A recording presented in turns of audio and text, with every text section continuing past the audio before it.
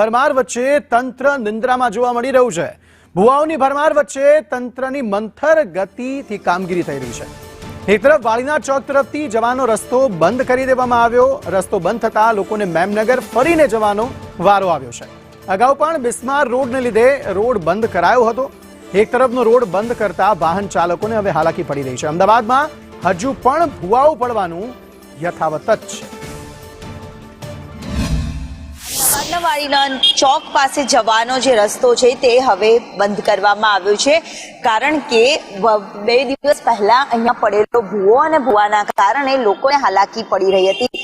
જો કે મંથર ગતિની આ કામગીરીના કારણે હવે એક તરફનો રોડ છે તે બંધ કરવામાં આવ્યો છે।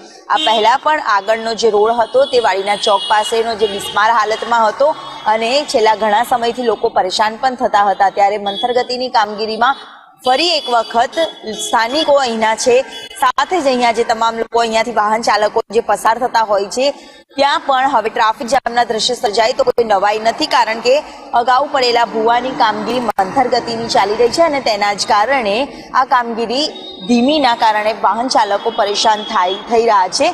સાથે જ અહીંયા વારંવાર આ પ્રકારે પહેલા પણ ભૂવો પડ્યો હતો અને તેનું પૂરણ કામ શરૂ કરવામાં આવ્યું હતું। હવે ફરી એક વખત આ ભૂવો પડ્યો છે, તેની મંથર ગતિની કામગીરીના કારણે શહેરીજનોએ હાલાકી વેઠવાનો વારો આવ્યો છે।